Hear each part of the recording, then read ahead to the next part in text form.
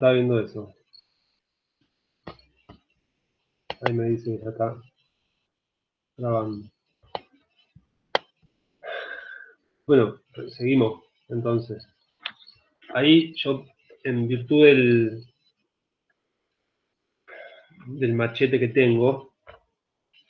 ustedes saben una pavada completa. Foucault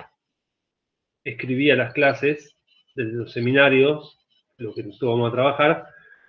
y después, vieron incluso, si han leído alguno de los seminarios, si no lo han hecho todavía, seguramente sí, digamos, pero si no lo vamos a hacer durante el año. Eh, cuando ustedes vieron que los seminarios de Foucault, que el tipo los da en la década del 70, él escribía las clases entonces, o les contaba, y después, sin la lectura del texto, por supuesto, él iba como repitiendo aquello que había estado diagramando como los contenidos de la clase. De hecho, en los seminarios, uno ve las notas al pie donde dice, el tipo tenía escrito tal cosa, pero en realidad dijo tal otra. Yo creo que yo siempre pensé que escribir la clase era un buen ejercicio, pero lo que estoy viendo es que nos está, en la instancia virtual, esta idea de escribir la clase, como uno la tiene mucho más encima y está mucho más atado a eso, por ahí se genera otro modo, digamos, explicativo, ¿no? Que tengo que pensar, calculo que se pierde mucho, se empobrece mucho más, digamos, en el seguimiento a la letra que si uno está en la instancia áulica y se delira, digamos. Porque también es la otra contraposición. Uno tiende en la clase áulica a delirarse, digamos. Entonces, bueno, capaz que esto, no sé si ayuda. Un comentario nomás para que vean que si algo nos enseñó Foucault era escribir las clases, entre otros, infinita cantidad de cosas. Bueno, volviendo. Les diría un montón de otras huevadas más, pero si no, no tenemos más. Volviendo, fíjense ahí, si uno ya pasó por esta fragmentación que hace Marchart en relación a estas dos escuelas, digamos, la ligada en virtud de la paradoja que había descrito Ricoeur. Si uno ya más o menos estuvo viendo esto, digamos, queda más o menos claro en qué línea viene pensando el dominio de lo político en relación a la política, viendo cómo se abren caminos efectivamente estas matrices teóricas para poder identificar o generar los rasgos identitarios de lo que va a ser el postfundacionalismo. Ahí también hay una referencia que hace Marchart, yo capaz que las paso más o menos más rápida, digamos, pero en la cuarta parte del capítulo 2, él trabaja sobre algunos procesos que está bueno verlos, sobre todo para tomar en consideración de qué modo lo que parece una necesidad filosófica y epistemológica del postfundacionalismo de generar o de marcar justamente, digamos, o de realzar la necesariedad de que el dominio de lo político quede desligado del resto de los dominios que versan sobre lo social, y no solamente, como dice Smith, marcar la extensión del dominio, sino la supremacía o la primacía del dominio de lo político por el social. Lo que trabaja Marchart, que es un dato que es interesante para pensar en esa perspectiva, es ver de qué modo aparecen, en virtud de lo político, digamos, cómo hay ciertos momentos, digamos, si uno quiere epistemológicos, donde lo político aparece neutralizado, digamos, o colonizado o sublimado, según lo que plantean algunos autores. Esto quiere decir, tanto la tradición arendtiana como schmittiana, digamos, sostienen la tesis de la neutralización o la colonización, digamos, del dominio político por parte del dominio lo social, digamos. O sea, lo político es colonizado o neutralizado en el sentido del potencial explicativo del dominio de lo político, ¿no? Y si no es neutralizado o colonizado, en la tradición digo, para Walling, más que neutralización y colonización, lo que hay es una sublimación, digamos. Ahí lo que dice Marchart es que lo político puede quedar encerrado en la jaula de hierro de la sociedad, burocratizada, digamos, y despolitizada, usando la tradicional metáfora de amigo Weber, digamos. ¿Qué quiere decir? Ahí la referencia que le hace que hace Marchar es que Smith entiende que la esfera central del siglo XX la ocupa la tecnología, digamos. Y esto quiere decir, la esfera central significa que los problemas de otras esferas se resuelven en la esfera central, digamos. Y entonces, si los problemas de otras esferas se resuelven en una esfera central, y esa esfera central está ligado a, digamos, a la tecnología, digamos, lo que ocurre, digamos, es un descentramiento de lo político como esfera central, lo que implica una neutralización de lo político como esfera central. Esto, retomando lo que decíamos recién, digamos, de que Schmitt entiende que la esfera central, la primacía del dominio explicativo de la vida social pasa por la tecnología, pasa por lo político, digamos, mientras que en el siglo XX la tecnología lo que viene a hacer es descentrar la política. La idea de descentramiento de lo político es una idea muy visitada, no solamente en Smith, sino en un montón de autores de las teorías políticas contemporáneas que ustedes deben trabajar. Porque lo que dice Smith es que el movimiento de una esfera a otro, que opera como despolitización, digamos, lo que hace es poner un punto de oclusión, digamos, sobre el antagonismo político, ¿entiendes? Incluso Chantal Mouffe también hay una referencia ahí, dice que Mouffe percibe, digamos, cierta neutralización de lo político en el sentido de poder pensar, digamos, cómo sobre el final del siglo XX aparece esta idea del fin de la política, digamos, que eso efectivamente, para Mouffe, ya vamos a ver cuando trabajemos Mouffe, digamos, pero en el capitalismo democrático liberal, digamos, de lo que ella llama la pospolítica, que es la democracia deliberativa, ocupa el lugar de lo político. Esto es, se borra la dimensión del antagonismo en la teoría política, pero efectivamente no se borra ese antagonismo en términos de la práctica política. Van a ver esto cuando trabajemos Mouffe, y ahora no recuerdo, digamos, qué texto nosotros tenemos recortado para trabajar de Mouffe, van a ver que efectivamente la discusión que ella mantiene en relación al potencial inteligible de hacer inteligibles los procesos sociales, uno de las tradiciones, digamos, que ella enfrenta, digamos, con la cual mantiene un diálogo muy áspero, es justamente con esta tradición de la, de la deliberación, digamos, los habermasianos y toda la gente que viene, digamos, atrás de esto. El texto es El retorno de lo político y creo que es, sí, también me parece la paradoja política que dice Juancho, claro. Me parece que estaba, pero el que sigue ahora para la clase que viene es este que te digo del retorno. Claro. De la paradoja al final quedó en algún Bueno, ahí aparece justamente, digamos, esta análisis de lo naif que implica la cara de ingenuidad de la democracia deliberativa, digamos, contrapuesto a una especie de anulación del antagonismo que es, por supuesto, para Mouffe el centro de la identidad de lo político, digamos. En el caso de Hannah Arendt, digamos, lo social neutraliza lo político en un sentido posfundacional. Eso quiere decir, las categorías de lo social, digamos, desempeñan efectivamente un papel fundacional, digamos. Por eso lo político no puede fundarse en algo fuera de sí mismo, no puede fundarse fuera de quienes se reúnen con la idea de la acción, digamos. ¿Se entiende? Digamos, poder pensar en Hannah Arendt la idea de que la clave de leerlo en clave postfundacional quiere decir lo que se neutraliza, lo que le bajan, digamos, a las posiciones postfundacionales, lo que hace, lo que se busca como fundamento en las teorías sociales, digamos, tiene que ver justamente con ir en contra de una idea que es propia del postfundacionalismo, que es la idea esta de que no existe justamente un fundamento último, sino que hay elementos contingenciales, digamos. Independientemente de que se lean como antagonismo, como en el caso de Mouffe, en Arendt, aparece esta idea de que las teorías sociales, digamos, la idea de lo social, la circulación de la idea de lo social, de una esfera de lo social con cierta supremacía, digamos, debilita o despolitiza el dominio de lo político, digamos. E incluso acá también toma, yo decía antes, Walling, una variación, digamos, de esta tesis de colonización, que es muy similar, digamos, por supuesto, a lo que dice Hannah Arendt, que es la tesis de la sublimación. La sublimación, como ustedes saben, es una categoría que está más ligada a las tradiciones psicoanalíticas, digamos. Todos saben, por supuesto, lo que es la sublimación de un objeto, digamos, es hacer pasar un objeto por otro. Y acá dice Walling que la idea de comunidad, digamos, la idea de organización, lo que devienen son en objetos de amor sustitutos de lo político, digamos,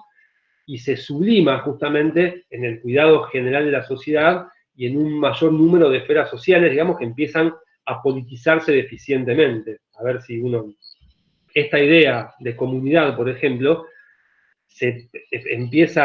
ocupa, digamos, el lugar de la racionalidad política, pero a su vez, esta presencia de estas ideas, como por ejemplo de comunidad, o incluso ideas que son caras a la tradición política, empiezan a ubicarse en esferas donde las categorías políticas se politizan de manera deficiente, qué sé yo. Sobre todo está ligado al lenguaje, lo que Walling está pensando acá, incluso lo que Marshall levanta, que Walling entiende, digamos, es que, sobre todo en términos de lenguaje empresarial, hay una serie de categorías de entender al jefe, de entender cierta racionalidad, ciertas categorías de acción, ciertas jerarquías, digamos, como si fuesen categorías, digamos, de lo que son categorías del dominio político, digamos, se llevan a una esfera cuyo uso y además su constancia de ese uso lo que hace es empobrecerla, digamos, empobrecer el dominio de lo político, digamos. Esto quiere decir, esta tesis de neutralización de la política, digamos, está basada en el reconocimiento de cierta o de la autonomía de lo político. Por eso, lo que uno tiene que ver acá, que yo decía en un momento de inicio, acá está pensado con un poco más de espacio, el principal objetivo de las teorías arendtianas y smithianas reside justamente en la afirmación de la autonomía de lo político, digamos. Pero, a su vez, esta afirmación de la autonomía de lo político parece paradójico, digamos, porque entonces la autonomía de lo político es posible solamente porque la sociedad pierde su rol de fundamento. ¿Se entiende cómo se inscribe la paradoja? Digamos? O sea, en el momento de inscripción de la afirmación de la autonomía de lo político, digamos, solamente parece o se proyecta como posible cuando la sociedad se pierde a sí misma, digamos, como fundamento.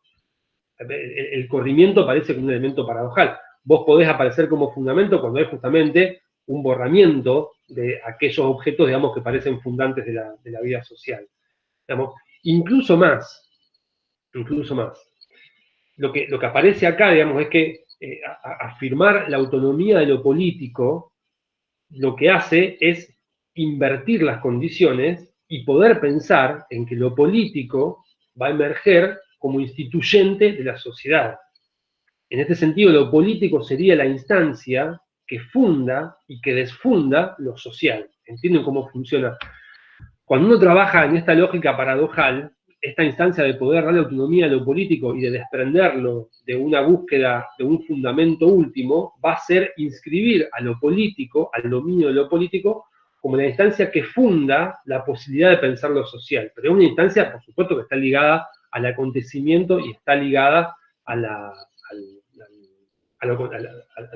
contingencia, digamos. Por supuesto que nunca queda parado como fundamento último, digamos. No existe el fundamento último, pero creo que quede claro esta idea de la paradoja en la cual se inscribe y la necesidad de pensar la autonomía de lo político como un dominio que efectivamente habilita esta idea de fundación y de desfundación, fundación y desfundación en el sentido acontecimental, ¿no? de lo social. Por eso, acá, lo que retoman otra vez a Lefort denomina, digamos, momento político, el momento en el cual se instituye una forma simbólica, o se instituye de forma simbólica a la sociedad, digamos. O sea, para Lefort, la idea del momento político, digamos, está ligado justamente al momento, el momento político que define, digamos, a lo político de ese momento en el cual aparece una institución simbólica de la sociedad, digamos. Y por eso también, algo decíamos recién de Moore, en Laclau, lo político también es ese momento disruptivo, digamos, de la deslocación de lo social. Irrumpe lo político cuando se disloca justamente el fundamento de lo social por lo social mismo. El momento fundante de lo social, en el caso de Laclau, ya lo vamos a ver la semana que viene entonces, opera sobre una afuera radical, digamos. No sé si me salió como yo quería esta idea, digamos, porque si acá lo que uno está tratando de pensar, digamos, es de qué modo la autonomía del dominio de lo político se va a inscribir paradojalmente en el sentido de que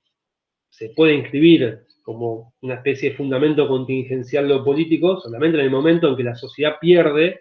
la posibilidad efectiva, digamos, de funcionar como un elemento fundacional. Y entonces el dominio de lo político lo que va a hacer es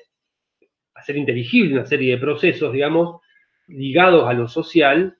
que van a ubicar, digamos, ese dominio de lo político como el dominio primario para poder fundar la sociedad. Fundarla, por supuesto, en el sentido de procesos de intelección, digamos. Por eso, esta idea de retomar a Alex Ford, digamos, que el momento político es el momento en el cual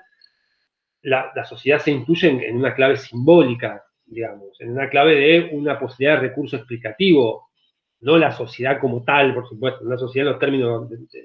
empíricos, por supuesto, porque acá, a ver, si algo queda fuera del registro de las corrientes postfundacionales, digamos, es justamente ese carácter empírico del análisis de la política. No hay chance de un análisis empírico porque efectivamente como la diferencia es ontológica, digamos, no puede haber un carácter empírico en la descripción de lo que identifica la política. Lo que identifica lo político, digamos, es justamente la diferencia. Ahora, lo que también hace acá Marchard es tomar un aspecto, eso lo voy a pasar, creo que sí, no sé si tan rápido como el anterior, digamos, pero es poder pensar en una diferencia conceptual, digamos, en términos de una mirada, dice Marchard,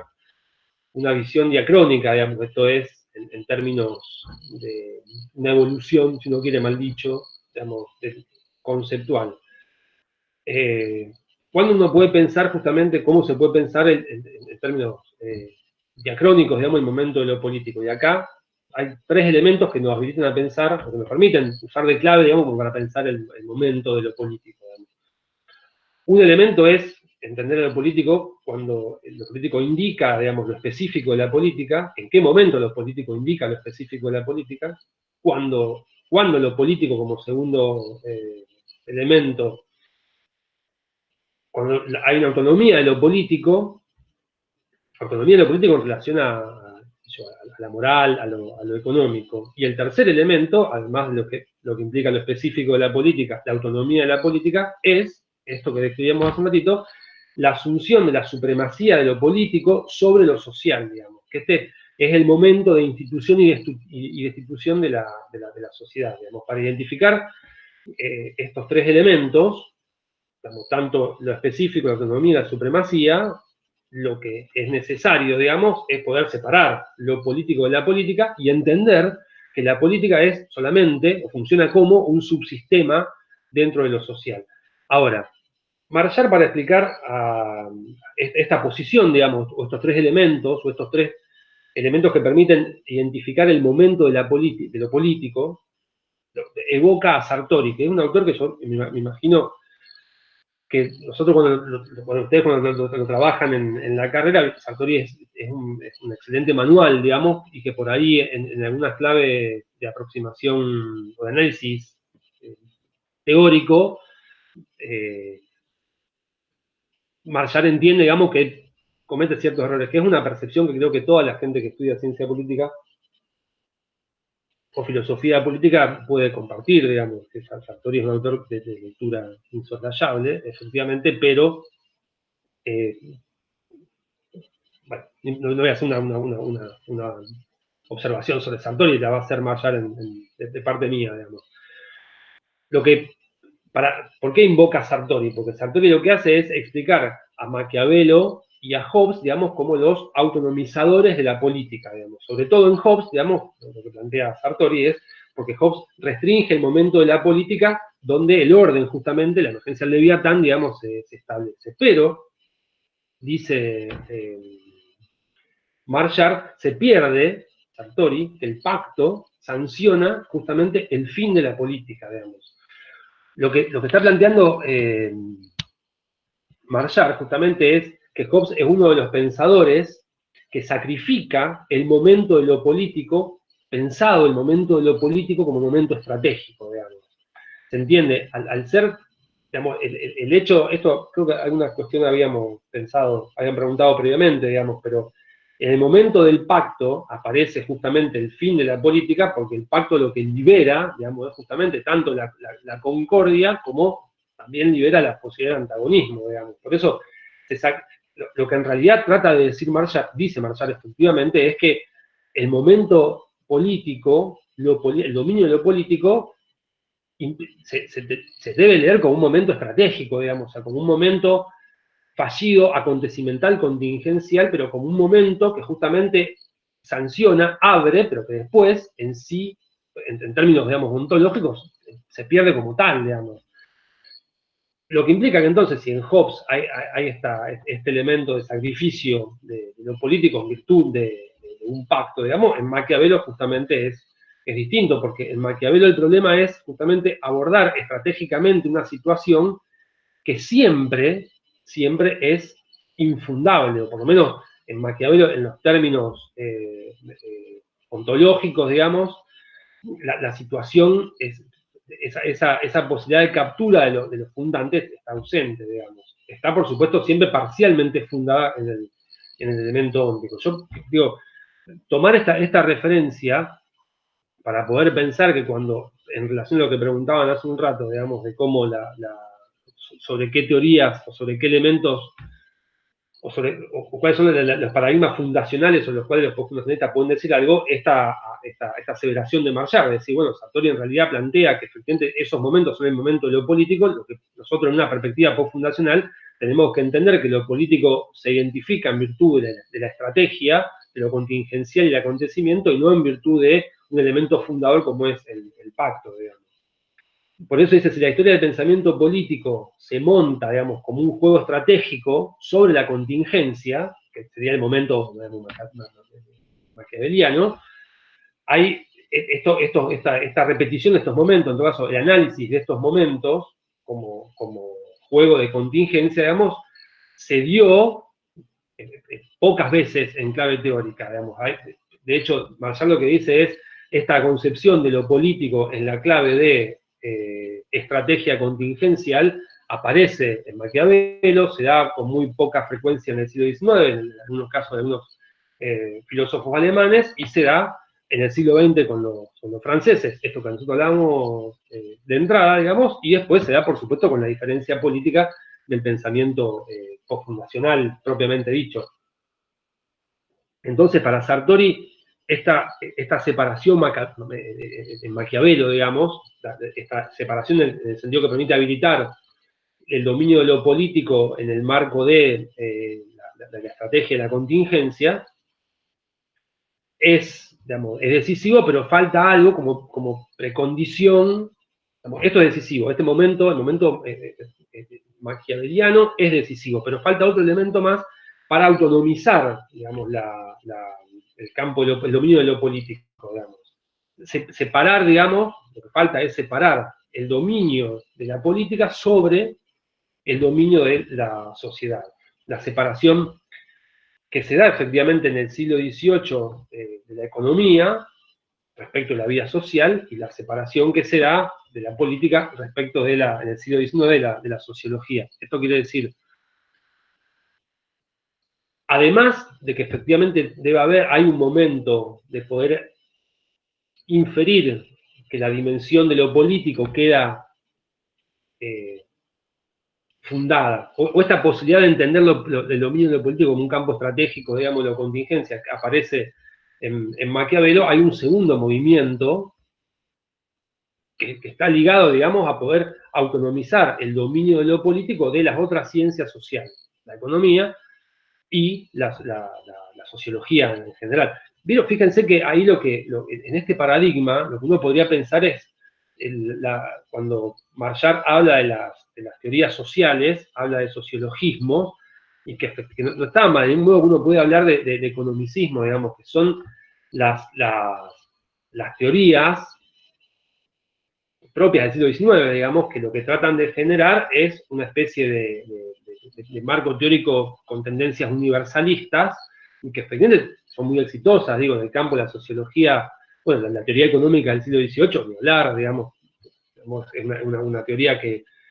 se abalanza sobre cualquier esfera en la cual uno pueda fragmentar lo social, del mismo modo que la sociología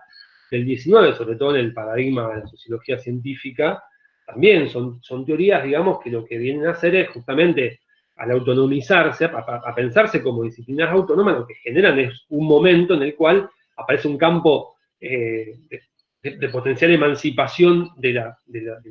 dominio de lo político, digamos, que va, digamos, a emerger también gracias a la emergencia de tradiciones propias, digamos, de campos disciplinares. ¿Entiendo lo que quiero decir, ¿no es cierto? Además de que haya un Maquiavelo que te dice por dónde viene la cosa, tiene que haber otros elementos que sean el 18 y el 19, digamos, de emancipación, si no quiere, de otras teorías respecto a la vida social, digamos, que tienen que ver con sociología y economía en general, 18 la economía sobre todo, y en el 19 la sociología, también con el pensamiento marxista, por supuesto, y eso abre, digamos, la posibilidad, el potencial de la emancipación o la primacía de la concreción, digamos, de estos tres elementos de consolidación del dominio de lo político. Del mismo modo, que después, acá lo voy a pasar así más rápido, aparece esta idea de generar, digamos, un análisis de historia conceptual de lo político, que yo creo que es relevante en el sentido de que el autor que toma Marchard es Koselleck, no sé si ustedes están familiarizados con estas teorías, digamos, yo la tengo trabajada por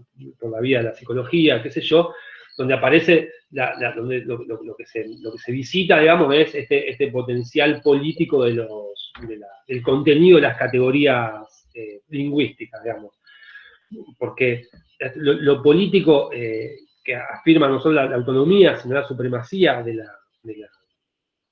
dominio, digamos,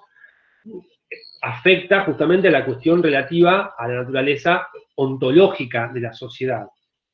Y se puede analizar esto, dice Marchard, reflexionando sobre el fundamento ausente de la sociedad y no describiendo una diferencia meramente institucional como hace Sartori. Con lo cual, para que uno pueda despejar justamente que la necesidad de que para que se abra la posibilidad de la supremacía del dominio de lo político por sobre el dominio de lo meramente institucional u óntico, lo que hace falta justamente es un despeje, por lo que llamamos en un principio de diferenciación ontológica, pero a su vez lo que aparece es que el potencial, el valor significante, si uno quiere, de la categoría de lo político, venga también arraigado a una carga que le permita, digamos, extenderse al dominio de lo social como un papel, en un papel potencial. A ver si yo puedo ser más claro. Digamos, cuando el tipo trabaja el problema de la politización de los conceptos y el concepto de lo político, lo que está pensando es cuál es el valor efectivo, digamos, cuál es en qué registro semántico debe ubicarse el dominio de lo político, o la idea, el concepto de lo político, para poder generar esta idea de supremacía. Bueno, no se puede dar en cualquier momento. Entonces, no se puede dar en el momento que se lee, como hace Sartori, digamos, el contenido del dominio de lo político solamente en una clave institucional. El potencial semántico del dominio de lo político y su posterior supremacía, digamos, en el campo de los dominios que trabajan o que hacen inteligible la vida social, es posible solamente cuando el valor semántico de lo político alcanza, digamos, una especie de extrema capacidad, digamos, o de extrema eficacia, digamos, cuando, a ver, si yo puedo ser más claro, digamos, cuando la categoría de lo político o el dominio de lo político permite, por supuesto siempre fallidamente, pero sí acabadamente, aunque fallidamente, dar cuenta de aquello que su dominio incluye, digamos, vamos de vuelta. Acá el problema que está trabajando Marchard, y tal vez por eso se haga un poco más, no sé si aburrido, digamos, pero casi una obviedad si uno trabaja en clave filológica, digamos, por eso lo toma Koselleck, implica la idea de que lo político como dominio, además de tener autonomía respecto a las otras ciencias, además de tener un peso en términos de su potencial componente postfundacional, también tiene que tener fortaleza semántica como registro que unifique aquello que el dominio de lo político reclama como dominio propio. ¿Se entiende? Por eso la discusión también aparece en el plano de los conceptos, digamos. Digo, no es un aporte periférico que el tipo diga, no, bueno, en realidad también el potencial conceptual de lo político es político, digamos. Por supuesto que no lo es, digo, si nosotros trabajásemos, como yo decía recién, digamos, en una perspectiva filológica, digamos, o lingüística, tendríamos que ver también que efectivamente el dominio de lo político es admitido como un dominio, como un dominio supremo, solamente cuando la entidad, mal dicho, cuando el dominio de no una entidad, el dominio de lo político es suficientemente fuerte como para absorber todo un campo semántico que parecía ligado a otros terrenos o a otros dominios que no eran los propios del campo político. O sea, el campo político, el dominio político aparece delimitado cuando tiene un potencial explicativo, cuando tiene una tradición epistemológica, pero además cuando tiene un potencial semántico que lo vuelve único en su reclamo de autonomía, digamos, su reclamo no solo de autonomía, sino de supremacía. ¿Entienden cómo funciona la lógica? Lo que no quiere decir que es suficiente el nominalismo conceptual para poder generar la supremacía del dominio de lo político en el dominio de la ciencia. Las ciencias sociales, estamos de acuerdo. Por eso,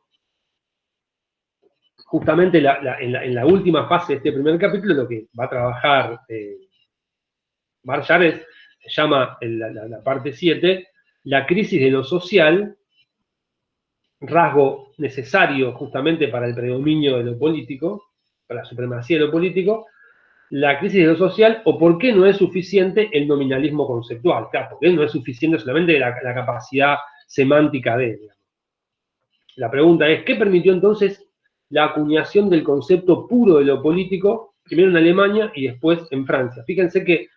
él lo que trabaja es que lo que coinciden, digamos, Alemania y Francia, es, él trabaja sobre todo en la primera posguerra en Alemania y en la segunda posguerra en Francia. Lo que permite, digamos, acuñar el concepto puro de lo político es que justamente tanto Francia en la segunda posguerra y en la primera posguerra son contextos completamente, contextos de crisis, digamos. Piensen que acá la idea de crisis, ya la vamos a visitar sistemáticamente, es central, digamos. Crisis implica un quiebre de una tradición, o crisis también implica la dislocación de los sedimentos de lo social, digamos. Todo aquello que pensábamos que era de un modo, efectivamente no era de ese modo. Hay la experiencia, digamos, de la contingencia y la naturaleza, digamos, sin fundamento de la sociedad, opera acá como una especie de trasfondo de la realidad para que la política pueda reconceptualizarse, entendida como lo político, digamos. ¿Entienden cómo funciona? Digamos, además de esta carga epistemológica, nominalista y lo demás, el momento de la crisis, la misma que llamaba Lefort los indicadores de certeza, acá lo que aparece es una crisis que efectivamente lo que manifiesta, digamos, es inicialmente el aspecto contingencial de cualquier edificio argumental, digamos. Y a su vez, esta ausencia de fundamento en la naturaleza de la vida social, digamos. Ustedes piensen que lo que nosotros trabajamos, yo me acuerdo cuando David lo presentó esta materia, lo que decía, nosotros cuando inscribimos las teorías políticas contemporáneas, digamos, aunque no lo hagamos en clave postfundacionalista, sí vos la tenés que inscribir en que en el siglo XX, digamos, la ocurrencia de los conflictos beligerantes de la Primera y la Segunda Guerra Mundial, lo que genera, sobre todo en la Segunda Guerra Mundial, digamos, que desata, digamos, las tradiciones que estamos trabajando nosotros, ponen en jaque, por supuesto, no solamente el modo en el cual se operan las sociedades políticamente, sino a los fundamentos, la naturaleza política de los fundamentos que hacen funcionar una sociedad que termina siendo una sociedad eclosionada, digamos, para mitad del siglo XX, digamos. Por eso lo que está marcando Marchal, y esto es una cuestión central, ¿no? Una cuestión obvia, digamos, es que la innovación conceptual está desencadenada por la crisis, digamos, entendiendo la crisis esta como la ausencia. ¿Qué quiere decir una crisis, digamos? En este caso, digamos, la crisis, la ausencia de correspondencia entre el viejo paradigma conceptual y el contexto social. Digamos, el paradigma conceptual que funciona hasta mitad del siglo XX, efectivamente, entra en una crisis completa y absoluta en virtud de que los hechos empíricos están mostrando que justamente esa naturaleza conceptual, digamos, que esos elementos fundacionales de esos paradigmas se ven completamente borrados. Por eso es como que se empuja el tiempo, digamos, el tiempo en términos empíricos, lo que muestra es un corte radicalizado, una contingencia radicalizada que tira el fundamento al demonio, digamos. Por eso hay innovación conceptual, justamente porque el viejo paradigma, digamos, no es capaz de generar un horizonte que haga inteligible las nuevas situaciones, digamos. Entonces la innovación conceptual de lo político y la diferenciación con la política apuntan justamente a la crisis, lo que decíamos en un principio, de ese paradigma fundacionalista, que está presente, como yo decía antes, en el marxismo, en el liberalismo, en el positivismo, en el determinismo económico, en el conductismo, digamos, si uno quiere. Justamente dice Marshall, la diferencia entre la política y lo político es síntoma justamente de este fundamento ausente de la sociedad. Fíjense, acá dice Marshall, esta diferencia es una escisión, es un corte, una separación en la idea tradicional de la política. Se introduce el nuevo término, el término de lo político, digamos, para indicar la dimensión ontológica,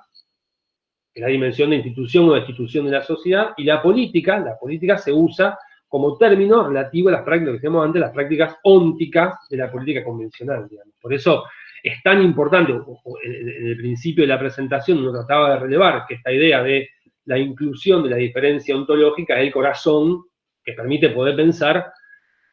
la emergencia del dominio de lo político en términos conceptuales y en términos epistemológicos, digamos. Por eso, cuando uno trabaja la investigación histórico-conceptual, digamos, de lo político, no puede quedarse, como yo decía antes, en el terreno meramente nominalista, porque, por supuesto, el lenguaje también es inseparable de la política, digamos. El lenguaje funciona políticamente. El lenguaje funciona en una clave política, digamos. Por eso el concepto puro, digamos, de lo político está basado en el proceso histórico de la politización de los conceptos. Pero también esta temporalización de los conceptos acompaña una creciente conciencia de aquello que no tiene fundamento y de aquello que habita la contingencia. Son como las dos matrices, digamos, las dos corrientes, digamos. Por eso dice Marchal sobre el final, pensar la política y lo político como diferencia temporal es una manera efectiva, es un acto de pensar justamente la contingencia. La diferencia, digamos, en general, esta estética de la diferencia, esta estética epistemológica de la diferencia, digamos, es otro modo de hablar, digamos, de otro modo de decir la falta de fundamento sobre la cual nosotros nos apoyamos, digamos. Por eso también decíamos en un principio que esta diferencia radical es el síntoma conceptual, digamos, y la dislocación temporal de esos procesos que son infijables, digamos, de fundación y desfundación. No es una diferencia corriente. Yo creo que todo lo que les quería decir, ya casi no tengo más en el machete, lo que yo haría ahora es escuchar el mar de dudas, como dice Sabina, que puede haber generado esta presentación, digamos. Si bien yo traté de ceñirme al texto, creo que lo hice más o menos eficazmente al texto de Marchard, vamos a ver, puede seguramente haber quedado alguna situación. Escucho preguntas ahora. Si quieren abrir el micrófono y preguntarme, si quieren llevarme a alguna parte del texto, yo tengo por ahí el texto, pero los escucho. Y si no tienen ninguna pregunta, que lo veo raro, todo bien. Vemos qué leemos para la semana que viene. Ahora el chat. Si alguien quiere decir algo, abre el micrófono, tal se escucha, funciona bien, creo.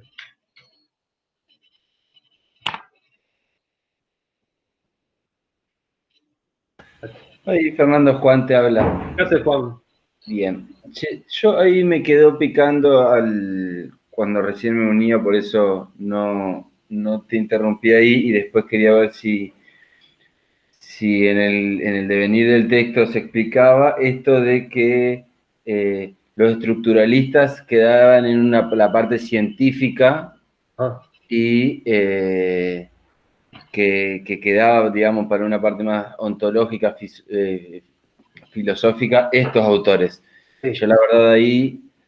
esa parte no la terminaba de comprender, pensando que incluso Laclau, que es alguien que aparece bastante en el texto, lo tenía más dentro de los filósofos, si se quiere, cercanos al estructuralismo. No sé si entiende la pregunta. Sí, la pregunta se entiende, pero hay una respuesta más o menos rápida. Laclau Laclau es uno de los autores de las matrices, digamos, cuando uno piensa post-fundacionalismo, a mí el primero, capaz que porque tengo más recorrido, digamos, es Laclau, digamos,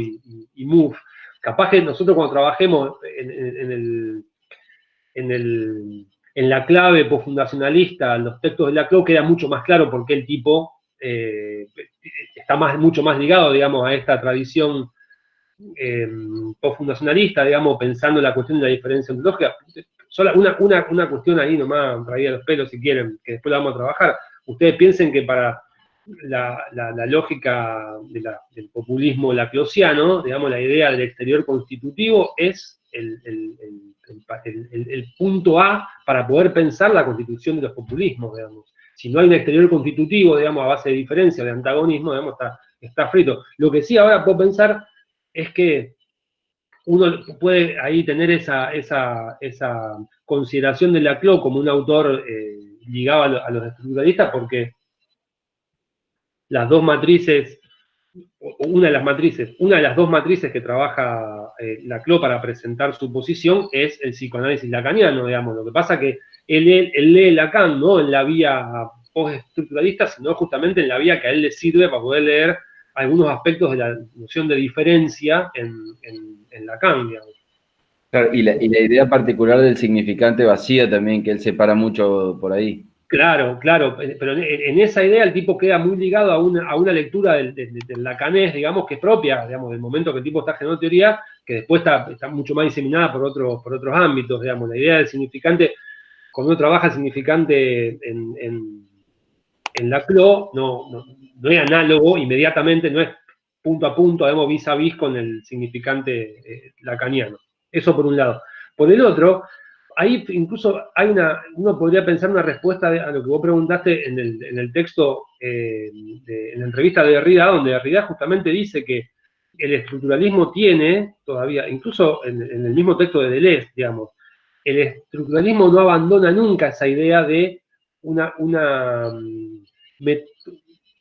de un marco cientificista, en el sentido de que siempre hay un horizonte metodológico en el estructuralismo que no está presente en la tradición post-fundacionalista. Porque si uno entiende que hay una búsqueda, si creen en clave epistemológica, digamos, un horizonte explicativo que a vos te genere un respaldo metodológico más o menos sistematizado, lo que estás pensando como un horizonte probable, es que opera una lógica de fundamento que uno puede terminar encontrando. Lo que no quiere decir que en los autores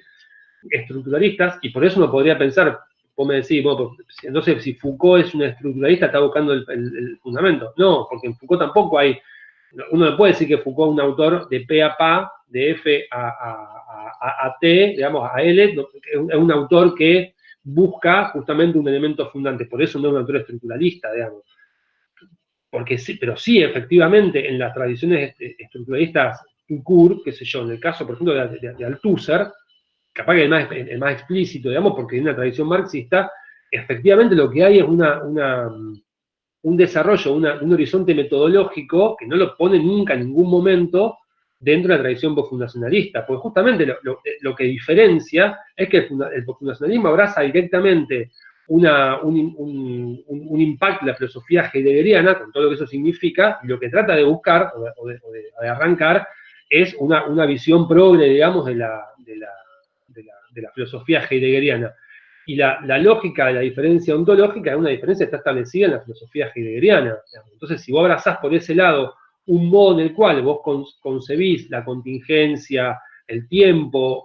lo ontológico, vos quedás prendido, digamos, a una serie de factores o de referencias que te incluyen claramente. Por eso, ahí vieron lo que yo decía en un principio, Marchard, cuando toma a estos autores, a Riquet, a Nancy, a Lefort, el tipo le puede encontrar claramente cómo opera esa lógica de la diferencia en estos autores, digamos, mientras que en el estructuralismo efectivamente no lo pueden encontrar porque no es el modo en el cual los tipos conciben el mundo, más que el mundo, digamos, cómo conciben, si bien hay cierta cercanía en considerar ciertos elementos contingenciales, digamos, como dice Foucault, digamos, cierta chispa que ocurre entre acontecimientos y que entonces derivan en realidades que eran imprevisibles, y que también el estructuralismo puede entender que justamente los fenómenos del siglo XX ponen en jaque un régimen de certezas, no quiere decir que el modo en el cual los tipos resuelvan ese problema no sea el mismo. En el postfundacionalismo el problema a resolver tiene que ver con darle al dominio de lo político un campo de supremacía, parado en lo filosófico, y en el estructuralismo el problema podría ser otro, digamos. Claro. También esa parte de Heidegger me hacía ruido pensando, primero ya que explicabas vos de Foucault y si Foucault era un estructuralista per se, digamos, y lo otro, en la misma entrevista de Derrida, él habla bastante de la ida a Heidegger y el acercamiento Claro. de él, de los franceses, digamos. Claro, por eso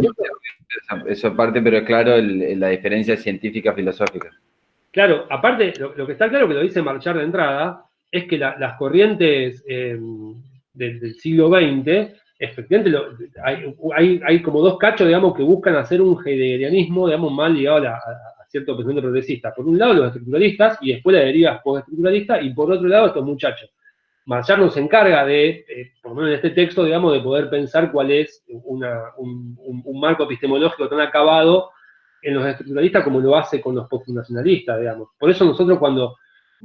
Lali propone estos textos, digamos, de pensar primero estructuralismo en un texto como el de Deleuze, digamos, que tiene punto a punto lo que significan esas matrices, o el de Derrida, y después poder pensar, bueno, cómo trabajan en algunas esferas en relación al poder, digamos, Foucault y Luhmann, en el sentido de una tradición que todavía no inscribimos, que es la sistémica, ahora aparece esta posición, digamos, del postfundacionalismo, donde hay un horizonte completamente distinto, más reposando filosófico que en el resto de las tradiciones. Hay una pregunta que hace Meme que dice, entiendo que el momento de la inscripción de la autonomía del político es posible si la sociedad se pierde como fundamento. Pero no es en esta idea de imposibilidad de la sociedad que está la construcción de la política. A ver, no es que la sociedad devenga imposible, digamos, lo político, justamente el dominio de lo político, emerge cuando la sociedad no puede operar, no opera, digamos, como fundamento de sí misma, digamos, cuando pierde es como, ¿vieron cuando, voy a decir algo, no sé si va a quedar muy claro, digamos, pero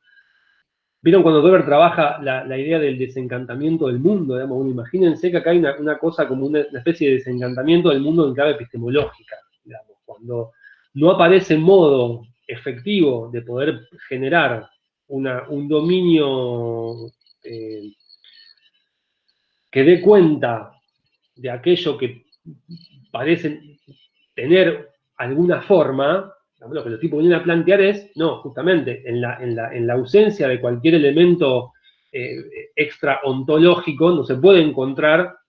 no hay posibilidad de encontrar un fundamento en ningún lado, digamos. Lo que sí podés encontrar, que no es que venga en reemplazo de aquello otro, porque no es que lo político reemplaza a lo social, muy por el contrario, lo político es el nuevo paradigma postfundacionalista, lo que es justamente un modo de fundar un tipo de sociedad que está inscripta en la lógica de la contingencia y en la lógica del acontecimiento, y nunca en la lógica de un fundamento último, digamos. Por eso es necesaria la diferenciación en virtud de que, en términos heurísticos, es necesario, digamos, pensar diferenciado lo óntico, lo ontológico, digamos, de lo óntico, porque, digamos, la política trata de actualizar en términos ónticos aquellos siempre fallidos fundamentos, pero quien puede explicar esos fundamentos fallidos, quien entran en el principio como la eclosión de esos fundamentos fallidos, es justamente el pensamiento postfundacionalista que trabaja el dominio de lo político en una clave ontológica, digamos. Por eso, a ver, para mí, capaz que no sé si simplifica o si complica, digamos, pero cuando uno piensa o lee, digamos, los autores postfundacionales, una de las claves es justamente pensar en claves siempre paradojales, en claves siempre contingenciales y en claves siempre postfundacionales, digamos, donde en el registro teórico, lo que hay, por eso lo dice Marshall en un momento, digamos, hay un momento que hay un indecible político que se actualiza en una matriz teórica como el postfundacionalismo, que necesita políticamente dar cuenta de cómo funciona el mundo desde la óptica o desde el paradigma del dominio de lo político, digamos, donde ya entonces abandona lo tradicionalmente ligado a la política, que queda en el plano de lo óntico, institucional, digamos, y lo lee en una clave filosófica respecto de aquello que es cuando no es, digamos, o sea, aquello que es solamente en el momento que se funda, pero que a su vez es fundante y desfundante. No sé si aclaro o oscurezco. Lo que sí va, esto sí, lo digo con total garantía, cuando nosotros trabajemos las corrientes, nosotros trabajamos, bueno, por supuesto, Mouffe y Laclau, creo que también tenemos algún texto de Lefort y lo demás, si nosotros podemos volver, digamos, a la racionalidad, o en todo caso a la argumentación, más que racional, a la argumentación que hace Marshall, o la descripción que hace Marshall del pensamiento postfundacional, cuando uno tiene ahí la letra de los autores, es mucho más accesible, digamos, poder pensarlo. Esto que preguntaba Juan, que yo trato de invocar malamente, digamos así, e inacabadamente a Laclau para poder pensar cómo el tipo en su matriz teórica necesita del exterior constitutivo, necesita de la diferencia, necesita, digamos, una serie de insumos que son propios de esta estrategia, digamos, de pensar justamente lo político como una estrategia de la contingencia. Uno puede decir, claro, el tipo está bien lo que está diciendo, digamos, o es coherente a lo que está planteando Marshall acá. Digamos, o sea, el texto, para mí, este texto, si bien no sé si es tan amigable de lectura, es muy claro en el sentido de cómo el tipo hace lo que yo decía hace un ratito como metáfora, esta cartografía, digamos, del pensamiento postfundacional y esta cartografía de lo político como un dominio, o el dominio de lo político. No sé si como dice Fontana Rosa, si he sido claro.